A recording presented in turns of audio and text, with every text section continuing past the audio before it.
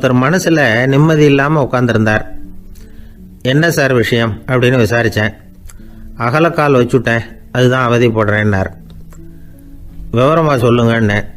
வீடு கட்டணும்னு ஆரம்பித்தேன், வேலை பாதியிலேயே நிற்கிது, கையில் பணம் இல்லை அப்படின்னார். இது மாதிரி ஆசாமிகள் பல பேரை நீங்கள் பார்த்துருக்கலாம். இவங்கெல்லாம் சுலபமாக மன அழுத்தத்துக்கு ஆளாயிடுறாங்க. மன உளைச்சல், அதாவது ஸ்ட்ரெஸ் அப்படின்னு சொல்கிறோமே, அதுக்கு அடிப்படையான சில காரணங்கள் உண்டு. அதாவது மிகையாக திட்டமிடுதல் அப்படிங்கிறதும் ஒரு முக்கியமான காரணம். நடைமுறை சாத்தியம் என்னங்கிறத மனசில் வச்சுக்கிட்டு எந்த திட்டத்தையும் தீட்டணும், அப்போ தான் அது சரியாக வரும். ரெண்டாவது காரணம் என்ன தெரியுமா? ஒரே நேரத்தில் பல்வேறு செயல்களில் ஈடுபடுறது. தொலைபேசியில் பேசிக்கிட்டே கையில் இருக்கிற கடிதத்தை படிச்சுக்கிட்டே எதிரில் உட்காந்துக்கிட்டு இருக்கிறவருக்கும் அப்பப்போ பதில் சொல்லிக்கிட்டு மனசில் பல்வேறு சிந்தனைகளை அப்படியே ஓட விட்டுக்கிட்டு இருக்கிறது, இதுவும் மன அழுத்தத்தை உண்டாக்குது. மூணாவது காரணம், எதிலேயும் வெற்றி மட்டும் எதிர்பார்க்குற ஒருதலைப்பட்சமான ஆர்வம். நாம் தொட்டதெல்லாம் வெற்றியாகவே முடியணும் அப்படின்னு எதிர்பார்க்குறவங்க ஏதாவது ஒன்றில் தோல்வியை கண்டால் தோண்டு போயிடுறாங்க. எப்படியும் முடியலாம்ங்கிற எண்ணம் ஏற்கனவே நமக்குள்ளே இருந்துட்டுதுன்னா அந்த அவஸ்தை வராது. அதனால் அதுவும் நம்ம வளர்த்து கொள்ள வேண்டிய ஒரு குணம். மன உளைச்சல் ஏற்படுறதுக்கு இன்னொரு காரணம், எதையும் வேகமாக செஞ்சுடணும் அப்படிங்கிற துடிப்பு. அந்த துடிப்பே மனசை அழுத்த ஆரம்பிச்சிடும். எந்த ஒரு காரியத்திலையும் தாமதமோ இடையூறோ ஏற்பட்டால் அதை பொறுத்துக்கிற மனப்போக்கம் வேணும். அது இல்லாதவங்க அழுத்தத்துக்கு ஆளாயிடுறாங்க. சில பேர் வேலைன்னு எந்த நேரம் பார்த்தாலும் வேலையே கதின்னு கிடப்பாங்க. பொழுதுபோக்குக்கோ உடற்பயிற்சிக்கோ குடும்பத்தில் உள்ளவங்க அல்லது நண்பர்கள் கூட கலந்துரையாடவோ கொஞ்சம் கூட நேரம் ஒதுக்க மாட்டாங்க. இந்த சுபாவம் மன அழுத்தத்தை உண்டு பண்ணும். இதையெல்லாம் புரிஞ்சுக்கிட்டு அதிலிருந்து விடுபடுறது எப்படின்னு யோசிக்கணும். வல்லுநர்கள் இது தொடர்பாக சில யோசனைகளை சொல்லி வச்சிருக்கிறாங்க. அது என்னன்னா, வாழ்க்கைங்கிறது பிரச்சனைகளால் பின்னப்பட்ட ஒன்று. அது எப்போவுமே முடிவடையாத ஒரு தொடர்கதை அப்படிங்கிறத முதல்ல நாம் புரிஞ்சுக்கணும். ஒரே நேரத்தில் ஒரு காரியத்தில் மட்டுமே நாம் கவனம் செலுத்தணும். அடுத்தவங்க காரியத்தில் தலையிடக்கூடாது. எதையும் பேச ஆரம்பிக்கிறதுக்கு முன்னாடி நம்மை நாமே கேட்டுக்க வேண்டிய கேள்வி 2. 1, நான் சொல்ல போகிறது ரொம்ப முக்கியமானதா? 2வது, நான் சொல்கிறத அவங்க கேட்குறதுக்கு ஆசைப்படுறாங்களா? நான் பேசுகிறதுக்கு அது சரியான நேரம் தானா? இதை யோசித்து பார்த்ததுக்கப்புறம் எதையும் பேச ஆரம்பிக்கணும். முடிஞ்ச அளவுக்கு வளைந்து போகிற சுபாவத்தை வளர்த்துக்கணும். நம்ம நேரம் விலை மதிப்பு இல்லாதது, அதை வீணாக்கக்கூடாது. சிரிக்க தெரியலனாலும் பரவாயில்ல, முகத்தில் கொஞ்சம் புன்முறுவலாவது காட்டணும். இதெல்லாம் ரொம்ப முக்கியம். அடுத்தவங்க ஏதாவது செஞ்சால் உடனே நன்றி சொல்ல மறக்கக்கூடாது. தினமும் கொஞ்சம் நேரத்தை தனிமையில் செலவு பண்ணணும். மன உளைச்சலிருந்து விடுபடுறதுக்கு 3 முக்கிய வழிகள் சொல்கிறாங்க. அதை சுருக்கமாக ரெட் அப்படின்னு சொல்கிறாங்க. RED ஆங்கில எழுத்தில். அந்த முதல் எழுத்து R, அது என்னென்னா ரிலாக்ஸேஷன், அதாவது இடை ஓய்வு. 2வது E எக்ஸர்சைஸ், உடற்பயிற்சி. 3வது டயட், திட்டமிட்ட உணவு முறை. அதனால் தியானம், மூச்சு பயிற்சி இதெல்லாம் இந்த இடை ஓய்வுக்கு வழிகள். எந்த வேலையையும் தொடர்ந்து செய்யக்கூடாது. எல்லார்கிட்டையும் கலகலப்பாக பழகணும். மாதத்துக்கு ஒரு நாளாவது குடும்பத்தோடு வெளியில் போயிட்டு வரணும். சுலபமான உடற்பயிற்சிகளை செய்யலாம். உடற்பயிற்சிங்கிறது நமக்காக நாம் செய்கிற ஒரு நீண்டகால முதலீடு அப்படின்னு சொல்லுவாங்க. அதாவது லாங் டேர்ம் இன்வெஸ்ட்மெண்ட்டாக. அளவோடு சாப்பிட்ணும், மெதுவாக சாப்பிட்ணும். இதெல்லாம் கொஞ்சம் மனசில் வச்சுக்கிட்டு நடந்துக்கிட்டால் மகிழ்ச்சியாக வாழலாம். சில பேர் சாப்பாட்டு விஷயத்தில் ரொம்ப அக்கறை எடுத்துக்கிறது உண்டு. ஒரு குண்டு ஆசாமி சாப்பிட உக்காந்தார். முதல்ல ஒரு மாத்திரை சாப்பிட்டார். எதுக்குன்னு கேட்டோம். பசி எடுக்கிறதுக்குன்னார். சாப்பிட்டு முடித்தார். பிறகு மறுபடியும் ஒரு மாத்திரை சாப்பிட்டார். இது எதுக்குன்னு கேட்டோம். சாப்பிட்டது ஜீரணமாகறதுக்கு அப்படின்னார். ஒரு காலத்தில் பிரஷ்யா அப்படின்னு ஒரு தேசம் இருந்தது. இப்போ ஜெர்மனி இருக்குல்ல, இதோட பெரும்பகுதி ஒரு காலத்தில் பிரஷ்யாங்கிற பேரில் இருந்தது. அப்போ அதுக்கு அரசராக இருந்தவர் மகா ஃப்ரெடரிக், அதாவது ஃப்ரெடரிக் தி கிரேட் அப்படின்னு சொல்லுவாங்க.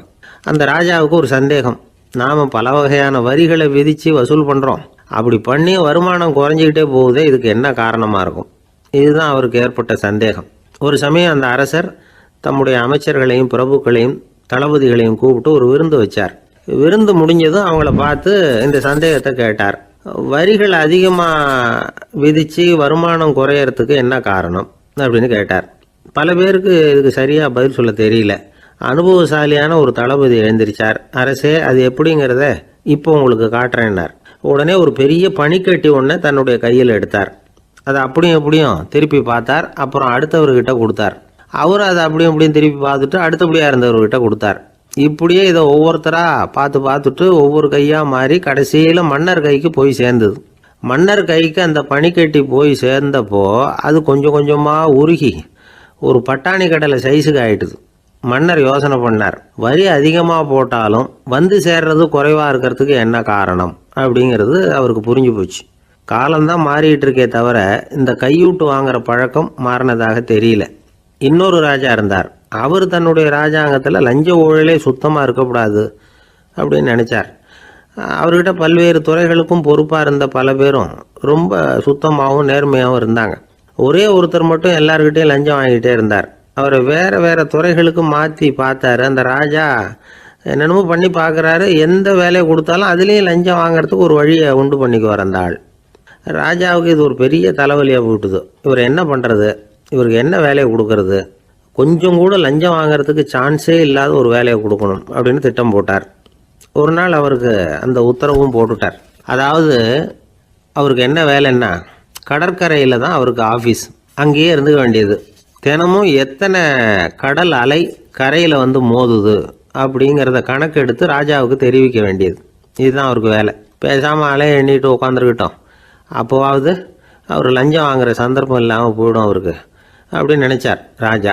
இந்த ஆள் கடற்கரைக்கு போய் டியூட்டியில் ஜாயின் பண்ணிட்டார். ஒரே மாதத்தில் அங்கே சொந்தமாக ஒரு பிரம்மாண்டமான மாளிகை கட்டிவிட்டார். ராஜாவுக்கு இது பெரிய ஆச்சரியமாக போச்சு. அலையை என்ற வேலையில் அந்த ஆள் எப்படி பணம் சம்பாதிச்சார் அப்படின்னு விசாரித்து பார்த்தார் அக்கம் பக்கத்தில்.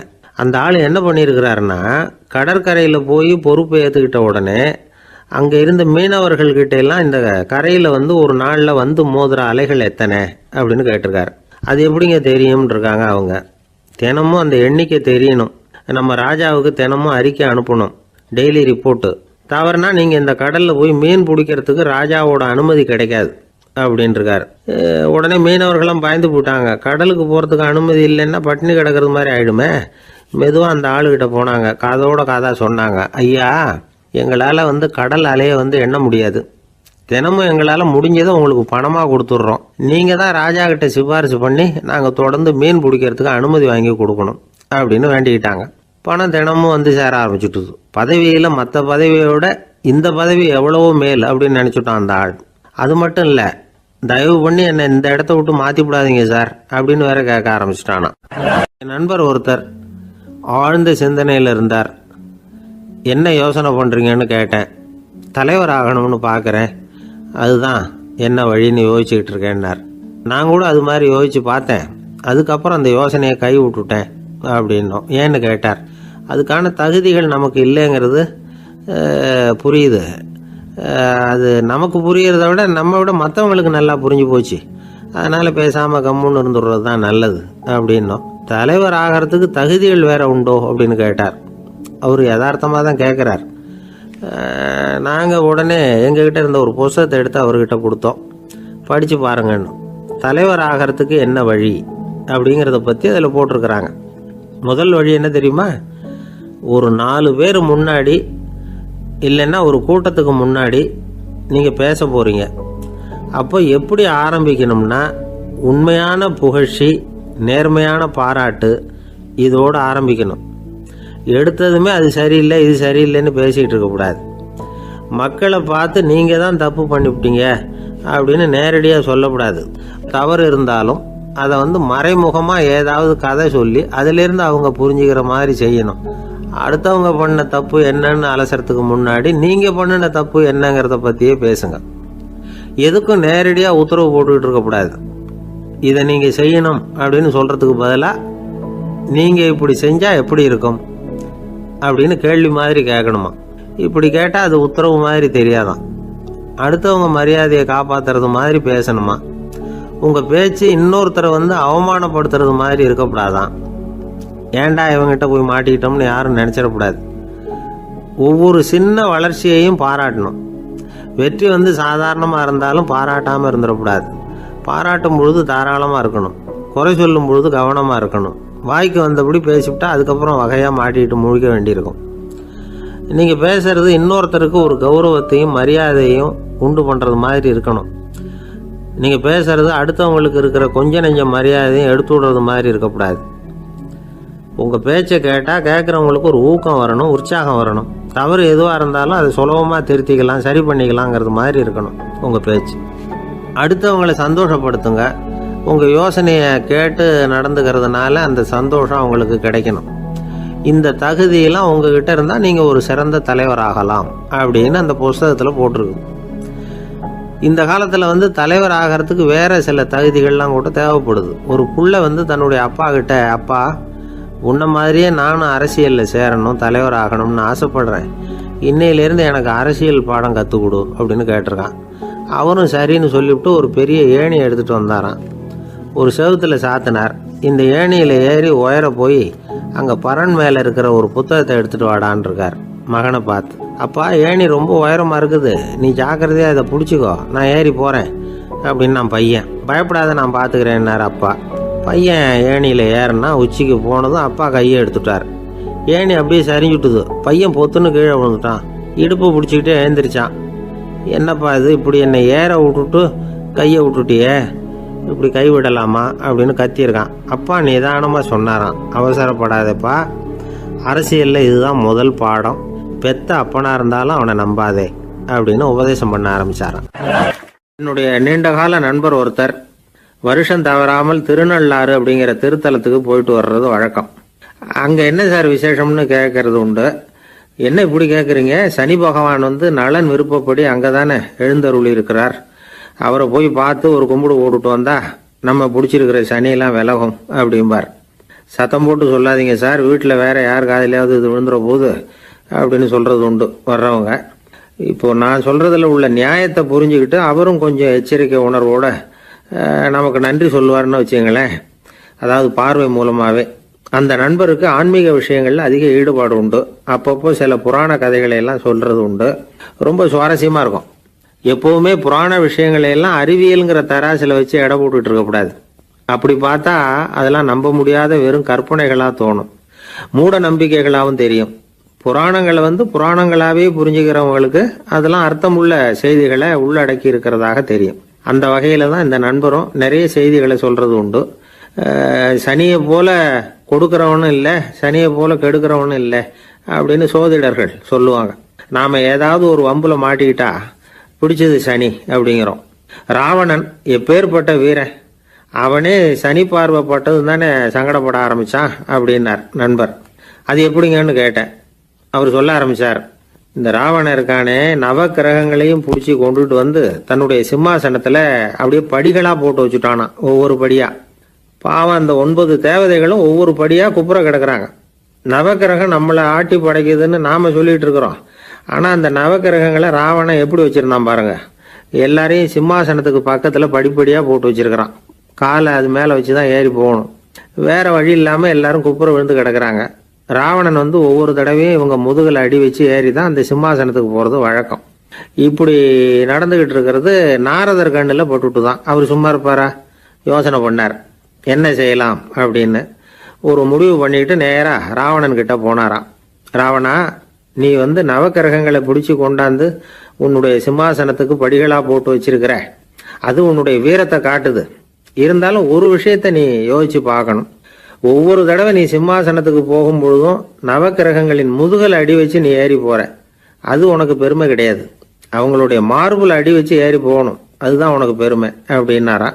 இவர் சொல்றதும் சரிதானே அப்படின்னு யோசிச்சிருக்கான் ராவணன். உடனே குப்புற கிடந்த நவக்கிரகங்களை திருப்பி மல்லாக்க போட்டான். அவங்க மார்புல அடி வச்சு மேலே ஏறி சிம்மாசனத்துக்கு போனானா. அப்படி போயிட்டு இருக்கும் பொழுது சனி பகவானின் பார்வை அவன் மேலே பட்டுதான். அவ்வளவுதான். என்னாச்சு தெரியுமா? சூர்பனகை தேடி வந்தா. சீதையோட அழகை பற்றி தன்னுடைய அண்ணங்கிட்ட சொல்ல ஆரம்பிச்சுட்டா. விவகாரம் ஆரம்பமாயிட்டது. அதுதான் சனியினுடைய வேலை அப்படின்னு சொல்லி இந்த கதையை சொல்லி முடிச்சார் என்னுடைய நண்பர்.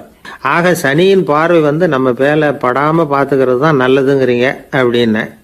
ஆமாம் சார், இப்போ கூட நான் வந்து உங்கள் வீட்டுக்கு வந்திருக்கிறதே ஒருத்தருடைய பார்வை என் மேலே படக்கூடாதுங்கிறதுக்காகத்தான் அப்படின்னார். யாருங்க அதுன்னு என்னுடைய மாமனார் சார். அவசரத்துக்கு அவர்கிட்ட கொஞ்சம் கடன் வாங்கிவிட்டேன். நம்ம மாப்பிள்ளை தானேன்னு சொல்லி அவர் விட்டு கொடுக்கறதுக்கு தயாராக இல்லை. இன்னைக்கு இப்போ அவர் எங்கள் வீட்டுக்கு வரக்கூடிய நேரம், அதுதான் அவர் பார்வையிலேருந்து படாமல் தப்பிக்கலாங்கிறதுக்காக இங்கே வந்துட்டேன் அப்படின்னார். பார்வை படணும்னு இருந்தால் பட்டு தான் தீரும் போல இருக்கு அப்படின்னா. என்ன சார் சொல்கிறீங்கன்னார் ஒன்றும் புரியாமல். நீங்கள் இங்கே தான் வருவீங்கன்னு அவருக்கு ஏற்கனவே தெரியும் போல இருக்கு. அதனால் உங்களுக்கு முன்னாடியே உங்கள் மாமனார் இங்கே வந்துட்டார். அதுவும் அந்த பீரோவுக்கு பக்கத்தில் தான் பின்னாடி மறைஞ்சு நின்றுட்டு இருக்கிறார் அப்படின்னு. ஒரு பள்ளிக்கூடம், அதில் வசதியான வீட்டுக்குள்ள ஒருத்தன் படிச்சுக்கிட்டு இருந்தான். இன்னொரு ஏழை பையனும் அங்கே படிச்சுக்கிட்டு இருக்கிறான். இவங்க 2 பேரும் ஒரே தெருவில் தான் இருக்கிறாங்க. பணக்கார வீட்டு பையன் பங்களாவில் இருந்தான். அவனுக்கு வேலை செய்யறதுக்காக சில வேலை ஆட்கள் உண்டு. அதனால் அவன் நல்லா சாப்பிடுவான், தூங்குவான். ஏதோ வரணுமேங்கிறதுக்காக பள்ளிக்கூடத்துக்கு வருவான், போவான், அவ்வளவுதான். இந்த ஏழை பையன் இருக்கானே, அவன் அப்படி இல்லை. காலையில் எழுந்திருப்பான், உடற்பயிற்சி பண்ணுவான், அவங்க வீட்டில் கிடைக்கிற சாதாரண உணவு அதை அளவோடு சாப்பிடுவான், வீட்டில் உள்ள வேலைகளையும் செய்வான், பள்ளிக்கும் தவறாமல் வந்துடுவான். அவனுக்கு கூட பிறந்த சகோதர சகோதரிகள் 8 பேர். எல்லாரும் தன்னம்பிக்கையோடு அவங்க வேலையை செஞ்சுக்கிட்டு இருந்தாங்க. இந்த பையன் எப்பவும் உண்மையை தான் பேசுவான், கடமையை ஒழுங்காக செய்வான். ஆசிரியர்களுக்கு இவனை ரொம்ப பிடிக்கும். அதனால் இவனை அந்த பள்ளிக்கூடத்து மாணவர் தலைவனாக ஆக்கியிருந்தாங்க. இது அந்த பெரிய இடத்து பையனுக்கு பிடிக்கல. மாணவர் தலைவனுக்கு பணிஞ்சு போகிறதுக்கும் அவனுக்கு விருப்பம் இல்லை. ஒரு நாள் வகுப்பில் ஆசிரியர் எல்லா மாணவர்களுக்கும் ஒரு வேலை கொடுத்தார். எல்லாரும் அதை சுறுசுறுப்பாக செஞ்சுக்கிட்டு இருக்கிறாங்க. இவன் மட்டும் சோம்பலாக உட்காந்துருக்கிறான். ஆசிரியர் அந்த பக்கமாக வந்தார், இதை பார்த்துட்டார். உடனே மாணவர் தலைவனாக இருக்கிற அந்த ஏழை பையனை கூப்பிட்டார். இந்த பாருப்பா, ஏன் அந்த பையன் இப்படி சும்மா உட்காந்துருக்கிறான், என்னன்னு விசாரிச்சு சொல்லு அப்படின்னு சொல்லிவிட்டு உள்ளே போயிட்டார். இவன் மெதுவாக போய் அவங்ககிட்ட விசாரித்தான், ஏன் இப்படி சோர்ந்து போய் உட்காந்துருக்கிற அப்படின்னு. அவன் ரொம்ப அலட்சியமாக அவனை திரும்பி பார்க்குறான். என்னோட சிரமம் உனக்கு என்ன தெரியும்? வீட்டில் என்னுடைய சௌகரியங்களை கவனிக்கிற வேலையாட்கள் 2 பேரும் இன்னைக்கு வேலைக்கு வரல. அதனால் என்னோட வேலையெல்லாம் நானே கவனிக்கிற மாதிரி ஆயிட்டுது. அதனால் சோர்ந்து போயிட்டேன் அப்படின்னு நான். அப்புறம் கேட்டிருக்கான், அது சரி, உன்னுடைய வீட்டில் உன்னுடைய வேலைக்காரங்க வராத போது நீ எப்படி சமாளிக்கிற அப்படின்னு கிண்டலாக கேட்டிருக்கான். அதாவது இவன் ஏழைங்கிறதையும் இவன் வீட்டில் வேலை செய்யறதுக்கு யாரும் இல்லைங்கிறதையும் இப்படி சொல்லி கிண்டல் பண்ணுறான். இந்த ஏழை பையனுக்கு இது புரிஞ்சுது. மனசு வேதனை போட்டுது. இருந்தாலும் வெளியில் காட்டியாமல் சிரிச்சுக்கிட்டே சொன்னானா, எனக்கு அந்த கவலையே கிடையாது. என்னுடைய உதவிக்கு நான் நினைச்ச உடனே என்னுடைய காரியத்தை செய்யறதுக்கு 8 பேர் எப்பவும் தயாராக இருப்பாங்க அப்படின்னு நான். இவன் இப்படி சொன்னதும் அவனுக்கு ஒரு மாதிரி ஆயிட்டு தான். தலையை குனிஞ்சுக்கிட்டே போயிட்டான். உள்ளே உட்காந்துருந்த ஆசிரியர் காதில் இது விழுந்தது. உடனே இந்த ஏழை பையனை உள்ளே கூப்பிட்டு போனார், கேட்டார், என்னப்பா அப்படி சொல்கிற? இவன் பொய் சொல்ல மாட்டாங்கிறது அவருக்கு தெரியும். அவனை சமாளிக்கிறதுக்காக இப்படி ஒரு பொய்யை சொல்லியிருப்பாங்கிறதையும் அவரால் ஏற்றுக்க முடியல. ஏன்பா, நீ நினைக்கிற காரியத்தை செய்ய 8 பேர் தயாராக இருக்கிறதா சொன்னியே, உன்னுடைய சகோதர சகோதரிகளை குறிப்பிட்டு அப்படி சொன்னியா அப்படின்னு கேட்டார். இல்லைங்க ஐயா, நான் அவங்கள குறிப்பிட்டு அப்படி சொல்லலைன்னா. அப்படின்னா பொய் சொன்னியா? இந்த சின்ன விஷயத்துக்கு அப்படி பொய் சொல்லலாமான்னார். ஐயா, நான் பொய்யும் சொல்லலைன்னா. இவன் அப்படின்னா நீ சொன்னதுக்கு என்ன அர்த்தம்னார். இப்போ அந்த பையன் சொல்கிறான், ஐயா, நான் நினைக்கிறத செய்து முடிக்க என் கூட இருக்கிற அந்த 8 பேர் யாருன்னா 2 காலு, 2 கை, வாய், மூக்கு, கண்ணு, காது, ஆக மொத்தம் 8. இவங்க தான் இந்த வேலை ஆட்கள். நான் சொல்கிறத செய்யறதுக்கு, நான் சொல்கிறத கேட்கறதுக்கும் செய்யறதுக்கும் அவங்க எப்பவும் தயாராக இருக்காங்க. அந்த அளவுக்கு என்னுடைய பயிற்சிகள், பழக்க வழக்கங்கள் மூலமாக அவங்கள நல்ல நிலைமையில் வச்சிருக்கிறேன் அப்படின்னா. இந்த கதையை சுவாமி சின்மயானந்தர் சொல்கிறது வழக்கம். இயற்கை நமக்கு கொடுத்துருக்கிற வேலையாட்கள் இந்த 8, இவங்களை நல்ல முறையில் வச்சிருந்து வேலை வாங்க வேண்டியது நம்முடைய கடமை. அந்த கடமையை ஒழுங்காக செஞ்சுக்கிட்டு வந்தால் வாழ்க்கையில் வெற்றி நிச்சயம். இல்லைன்னா குழப்பம்தான். புத்தி சரியா இல்லைன்னா இந்த வேலையாட்கள் நாம் சொல்கிறத கேட்க மாட்டாங்க. ஒருத்தன் குடி போதையில் தள்ளாடி தள்ளாடி போய் ஒரு மரத்தில் முட்டிக்கிட்டானான். தலையில் கட்டு போட்டுக்கிட்டு மறுநாள் வந்திருக்கான். ஏன்டா அப்படி பண்ணுறேன்னு கேட்டிருக்காங்க. நான் ஒதுங்கி போன்னு தான் சொன்னேன், அது கேட்கல அப்படின்றான். எது கேட்கல? உன்னோட காலா அப்படின்னு கேட்டிருக்காங்க. இல்லைங்க, அந்த மரம் அப்படின்னு நானா. ஒரு ஊரில் ஒரு ராஜா இருந்தார். அந்த ராஜாவுக்கு ஒரு புள்ள. அந்த பிள்ளைக்கு விவரமே தெரியாது. அவன் ஒரு முட்டாளுங்கிறது எல்லாருக்கும் தெரியும். ஆனாலும் அவன் தான் அடுத்தபடியாக ஆட்சிக்கு வர வேண்டியவன். ஆட்சி பொறுப்பை ஏற்க வேண்டிய ஒருத்தன் இப்படி இருந்தால் என்ன பண்ணுறது அப்படிங்கிறது எல்லாருக்கும் உள்ள கவலை. மன்னர் அமைச்சர்களை கூட்டினார், ஆலோசனை கேட்டார், என்ன பண்ணலாம்னு. இவனை இன்னொரு நாட்டு பல்கலைக்கழகத்துக்கு அனுப்பி பார்க்கலாம், அங்கே போய் படிச்சுட்டு வரட்டும், நிறைய படிச்சுட்டு நல்ல ஞானத்தோட திரும்பி வரட்டும், அதுக்கப்புறம் பார்த்துக்கலாம் அப்படிங்கிறது அவங்க சொன்ன ஆலோசனை. மன்னருக்கும் அது சரின்னு தோணுச்சு. மகனை வெளி தேசத்துக்கு அனுப்பி வச்சார். இவனும் போனான், ஒரு பல்கலைக்கழகத்தில் சேர்ந்தான், நிறைய படித்தான். அதுக்கப்புறம் தந்தைக்கு ஒரு கடிதம் எழுதினான். தந்தையே, நான் நிறைய படிச்சுட்டேன், இனிமேல் நாடு திரும்பலாம்னு நினைக்கிறேன் அப்படின்னு எழுதினான். மன்னருக்கு ரொம்ப மகிழ்ச்சி, அதாவது புள்ள படிச்சுட்டான் அப்படிங்கிற ஆனந்தம். உடனே பையன் திரும்பி வர்றதுக்கு ஏற்பாடு பண்ணார். இளவரசன் நாடு திரும்பினான். அதை கொண்டாடுறதுக்காக அரண்மனையில் ஒரு பெரிய விருந்துக்கு ஏற்பாடு பண்ணியிருந்தாங்க. முக்கியமானவங்கள்லாம் அதில் கலந்துக்கிட்டாங்க. அந்த விருந்துக்கு முனிவர் ஒருத்தரும் வந்திருந்தார். அவர் இளவரசன் கிட்ட போய் உட்காந்து விசாரிக்கிறார். என்னப்பா, எப்படி படிச்சிருக்கிற அப்படின்னு கேட்டார். நிறைய படிச்சுட்டு வந்திருக்கிறேங்க அப்படின்னு. அவன் என்னெல்லாம் படித்த அப்படின்னாரான். எல்லாத்தையும் விவரமாக சொல்லியிருக்கிறான். அவன் அப்படி சொல்லிட்டு இருக்கும் பொழுதே முனிவர் என்ன பண்ணார், தன்னுடைய மோதிரத்தை கழட்டி உள்ளங்கையில் வச்சு அப்படியே மூடிக்கிட்டாரான். அப்படியே கையை நீட்டி அவன் முன்னாடி காட்டினார். இந்த பாருப்பா, என் கைக்குள்ள என்ன இருக்கு சொல்லு பார்க்கலாம் அப்படின்னாரான். இளவரசன் ஒரு கணம் யோசிச்சான். அதுக்கப்புறம் உங்க கைக்குள்ள இருக்கிறது வட்டமான ஒரு பொருள், நடுவில் ஒரு துளை இருக்கும் அப்படின்னு நானா. முனிவர் தகச்சு போட்டார். பையன் பெரிய அறிவாளி ஆயிட்டான் போல இருக்க அப்படின்னு நினைச்சுட்டார். அதுக்கப்புறம் கேட்டார், சரி, என் கையில் இருக்கிறது வட்டமான பொருள், நடுவில் துளை இருக்குங்கிறத சொல்லிவிட்டேன், அதோட பேர் என்ன, அதை சொல்லு அப்படின்னாராம். இளவரசன் கொஞ்சம் யோசனை பண்ணியிருக்கான். அப்புறம் சொன்னானா, முனிவரே, நான் படித்த விஞ்ஞானம் உங்களுக்கு பதில் சொல்றதுக்கு உதவலை, இருந்தாலும் பதில் சொல்றேன், அது ஒரு வண்டி சக்கரம் அப்படின்னானா. இப்பதான் முனிவர் யோசிச்சாராம். அவருக்கு புரிஞ்சுதான், அதாவது முட்டாளை படிக்க வைக்கலாம், ஆனால் சிந்திக்க வைக்க முடியாது அப்படிங்கிறத அவர் புரிஞ்சுக்கிட்டாராம். தகவல் அறிவு ஞானமாகாது அப்படிங்கிறார் ஓஷோ. ஏன்னா தகவல்கள் மாறுதலை ஏற்படுத்துறது இல்லை, ஆனால் ஞானம்ங்கிறது மாறுதலால் உண்டாகக்கூடிய ஒன்று. அதுதான் ரெண்டுக்கும் உள்ள வித்தியாசம். மனம் சரியான வழிக்கு வரணும், அதுக்கப்புறம் படிக்கிற கல்வி தான் உண்மையான கல்வி.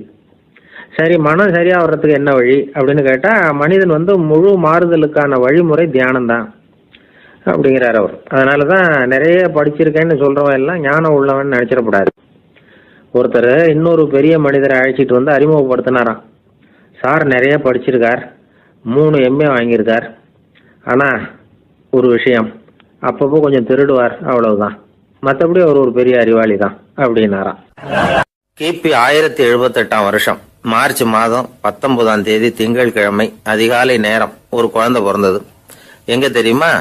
காஸ்பியன் கடலுக்கு தெற்கே பாரசீக மொழி வழங்கிய தபரிஸ்தான் மாநிலத்துல ஜீலான்கிற புனித நகர், அதோட புறநகர் பகுதியில உள்ள நீப்புங்கிற ஊர்ல தான் அந்த குழந்தை பிறந்தது. அந்த இடம் இப்போ ரஷ்யாவில் இருக்கு. அந்த குழந்தை யாருன்னு நினைக்கிறீங்க? அதுதான் முஹித்தீன் பெருமான், ஆன்மீக சாதனைகள் புரிந்த மகான் முஹித்தீன் ஆண்டகை. தன்னுடைய 18வது வயசுல உயர்கல்விக்காக ஜீலான் நகரத்தை விட்டு பகுதாத் நகரத்துக்கு புறப்பட்டு போறார். இளம் பிராயம் தானே, அதனால துணைக்கு ஒரு வர்த்தக கூட்டத்தோட சேர்ந்து போயிட்டு இருக்கிறார். ரொம்ப தூரம் போகணும், ஒவ்வொரு இடமா தங்கி தங்கி போயிட்டு இருக்கிறாங்க. ஒரு இடத்துல ஒரு கொள்ளை கூட்டம் பயங்கரமான ஆயுதங்களோட அவங்கள வழிமறிச்சுட்டுது. அந்த வர்த்தக கூட்டம் வச்சிருந்த பொருள்களை எல்லாம் அவங்க பறிச்சு விடுறாங்க. இவங்களும் பயந்துகிட்டு இருந்தது எல்லாத்தையும் அவங்க கிட்ட கொடுத்துடுறாங்க. முஹித்தீன் ஆண்டகை மட்டும் இதையெல்லாம் பார்த்துக்கிட்டு தனியா ஒதுங்கி நிற்கிறார். ஒரு 18 வயசு பையன் மட்டும் இப்படி தனியா அநாத சிறுவன் மாதிரி நின்றுட்டு இருக்கிறத அந்த கொள்ளை கூட்டத்தில் இருந்த ஒருத்தன் பாக்குறான். கிட்ட நெருங்கி வர்றான். அலட்சியமாகவும் கிண்டலாகவும் உங்ககிட்ட ஏதாவது இருக்குதா அப்படின்னு கேட்கறான்.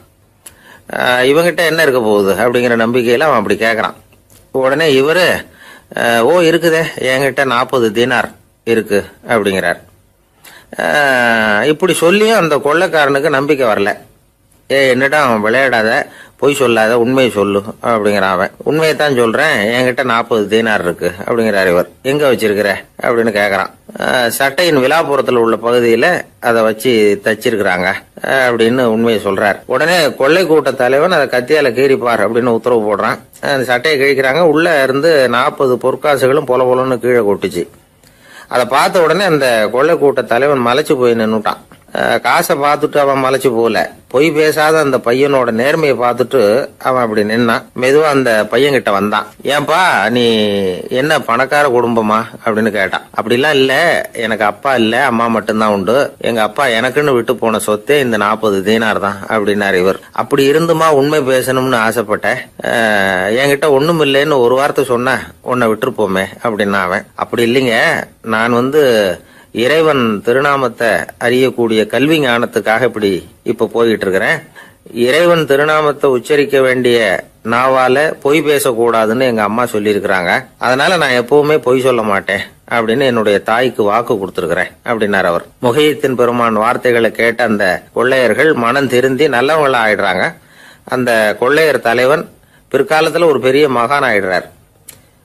பெரியவர்கள் வாழ்க்கையில நடக்கிற இது மாதிரி சம்பவங்கள் தான் நாம நல்ல விதமா வாழறதுக்கு துணையா இருக்கும். அந்த காலத்துல கொள்ளையர்களே பெரியவங்க செயலை பார்த்து மனம் திருந்தி இருக்கிறாங்க. இந்த காலத்துல யார் இப்படி இருக்கிறா? இந்த காலத்துல மகான் ஒருத்தரை பார்த்தேன், எனக்கு வேண்டியப்பட்ட மகான். ஏங்க நீங்களும் மகான் ஆகிறதுக்கு முன்னாடி கொள்ளை அடிச்சுட்டு இருந்தீங்களா அப்படின்னு கேட்டேன். அவர் மெதுவா கண்ணை திறந்து என்ன நிமிர்ந்து பார்த்தார். அப்படி இல்லப்பா, நான் கொள்ளை அடிக்கிறதுக்காகத்தான் மகானாவே ஆகி இருக்கிறேன் அப்படின்னு சொல்லிவிட்டு மறுபடியும் கண்ணை மூடிட்டார். 21ஆம் வருஷம் செப்டம்பர் மாதம் 22ஆம் தேதி மதுரை மேலமாசி வீதியில் உள்ள ஒரு வீடு. அங்கே அன்னைக்கு நடந்த ஒரு அற்புத நிகழ்ச்சி பின்னாடி உலக மக்களை எல்லாம் ஆச்சரியப்பட வச்சுது. இந்திய வரலாற்றிலேயே அது ஒரு முக்கியமான நிகழ்ச்சி. உலக மக்கள் கவனமெல்லாம் காந்திஜியின் பக்கம் திரும்புறதுக்கு காரணமாக இருந்த நிகழ்ச்சி அது. கதர் துணி பிரச்சாரத்துக்காக காந்திஜி மதுரைக்கு வந்திருந்தார். சென்னை துணி வணிகர் சங்கத்தின் துணைத் தலைவர் ஒருத்தர் இருந்தார், ராம்ஜி கல்யாண் சேட்ஜி. அவருடைய வீடு மதுரை மேலமாசி வீதியில் இருந்தது. அந்த வீட்டில் தான் காந்திஜி தங்கியிருந்தார். அப்போது வயலுக்கு போகிற உழவர்கள்லாம் சின்ன சின்ன துண்டை இடுப்பில் கட்டிக்கிட்டு கலப்பையை தூக்கிக்கிட்டு தெருவில் நடந்து போகிறத கவனித்தார். ஏற்கனவே சேலத்துக்கு தெற்க பல பகுதிகளில் ஆண்களும் பெண்களும் அறகுறை ஆடைகளோடு உழைச்சிக்கிட்டு இருக்கிறத கண்ணால் கண்டிருக்கிறார் அவர். இந்தியரின் சராசரி உடை இவ்வளவு தான் அப்படிங்கிறத புரிஞ்சுக்கிட்டார். மனசை இன்னும் பண்ணியிருக்குது. ராத்திரி பூரா அதை பற்றியே யோசனை. 22/9/21 வியாழக்கிழமை காலையில் காந்திஜி எழுந்திருக்கிறார். அவர் கூட தங்கியிருந்தவங்களையெல்லாம் பார்த்து சொன்னார், இன்னையிலிருந்து அறையில் முழு அகலத்துண்டு தான் கட்டுவேன். குளிர் அதிகமாக உள்ள காலங்களில் மட்டும் போர்வை ஒன்றும் உபயோகப்படுத்துவேன். மற்றபடி மேலங்கியோ குல்லாவோ எதுவும் போட்டுக்க மாட்டேன். தற்காலிகமாக இந்த ஏற்பாட்டை 1 மாதத்துக்கு ஏற்றுக்குவேன். அதுக்கு பிறகு உசிதம் போல் எண்ணி பார்த்து முடிவு பண்ணுவேன் அப்படின்னார். அவருடைய குரல் உறுதியாக இருந்துதான். உடனே செயலில் இறங்கினார். தம்முடைய 10 முழ வேட்டி, மேலங்கி, உள் சட்டை, குல்லா எல்லாத்தையும் களைஞ்சார். வேட்டியிலிருந்து ஒரு 4 முழ துணியை எடுத்துக்கிட்டார். இதுக்கு உதவி செஞ்சவர் அன்னைக்கு விருதுநகரில் பிரபல தொண்டராக இருந்த பழனிக்குமார பிள்ளை. வெட்டி எடுத்த துண்டை நீள வாக்கில் ரெட்டையாக மடித்தார். அதை இடுப்பில் துண்டு மாதிரி கட்டிக்கிட்டார். தலையில் சின்ன உச்சி குடுமி, அறையில் சின்ன துண்டு. அண்ணல் காந்தி ஆண்டி கோலத்தில் காட்சி அளிக்கிறார். கூட இருந்தவங்கள பார்த்து காரைக்குடிக்கு புறப்படலாமே அப்படின்னார். அவர் நண்பர்களும் சீடர்களும் திகைச்சு போய் நிற்கிறாங்க. இந்த விரதம் நிரந்தரமாக ஆகிடுமோங்கிற பயம் அவங்களுக்கு. எப்படியோ இந்த விவரம் ராஜாஜிக்கும் அன்னைக்கு பிரபலமாக விளங்கின தேசபக்தர் டாக்டர் TSS ராஜனுக்கும் எட்டுச்சு. உடனே 2 பேரும் ஓடி வந்தாங்க. வேண்டாமே இந்த கோலம் அப்படின்னாங்க. காந்திஜி தன்னுடைய முடிவில் உறுதியாக இருந்தார். ராஜாஜி என்னென்னமோ வாதமெல்லாம் பண்ணி பார்த்தார். உங்களுடைய வாதத்துக்கு என்னால் பதில் சொல்ல முடியல, இருந்தாலும் நான் செய்கிறது தான் சரிங்கிறதுல எனக்கு சந்தேகம் இல்லை. இன்னைக்கு அதிகாலை 3 மணி இருக்கும். நான் ஓரளவு விழிச்சுக்கிட்டேன். அதாவது உறக்கமும் விழிப்புமா இருந்த நிலையில எனக்கு இந்த எண்ணம் உண்டாச்சு. இது என்னுடைய அந்தராத்மாவின் ஆணை, அதை என்னால் மீற முடியாது அப்படின்னு சொல்லிவிட்டாராம் காந்திஜி. கதர் பிரச்சாரத்துக்காக காரைக்குடிக்கு கிளம்பினார். வாசல்ல 4 மோட்டார் வண்டிகள் காத்துக்கிட்டு இருந்தது. வீதியில் 2 பக்கமும் ஜனங்கள். காந்திஜி இடுப்பு துணியோட மோட்டார் வண்டியில ஏறினார். நண்பர்களும் சீடர்களும் மக்களும் உடல் சிலிர்க்க அந்த காட்சியை பார்க்குறாங்க. மோட்டார் வண்டி நகர ஆரம்பிக்குது. எப்பேற்பட்ட காட்சி அது! சுக்கநாத பெருமானியே கூலி ஆளாக்கிய அப்படி ஆக்கி மண் சுமக்க வச்ச மதுரை இல்லையா, அந்த மதுரை தான் காந்திஜி துறவி கோலம் கொள்றதுக்கும் காரணமாக இருந்திருக்குது. இது இன்னைக்கு எத்தனை பேருக்கு தெரியும்? ஒரு தடவை காந்திஜி நேருவும் சுற்றுப்பயணம் செஞ்சாங்களாம். ஒரு இடத்துல நடந்து போயிட்டு இருக்கிறாங்க. குறுக்க ஒரு வாய்க்கால். நேரு என்ன பண்ணார் தெரியுமா? தன்னுடைய இளமை துடிப்பை காட்டுறதுக்காக கொஞ்சம் தூரம் பின்னாடி போய் அங்கேருந்து வேகமாக ஓடி வந்து அந்த வாய்க்காலை தாண்டினாராம். காந்திஜி அப்படி பண்ணலை. பக்கத்தில் இருந்த பாலம் வழியாக அந்த வாய்க்காலை கடந்து வந்தார். நேரு காந்திஜியை பார்த்து சிரிச்சுக்கிட்டே, என்ன மாதிரி நீங்களும் தாண்டி இருக்கலாமே அப்படின்னாராம். அதுக்கு காந்திஜி சிரிச்சுக்கிட்டே சொன்னாராம்,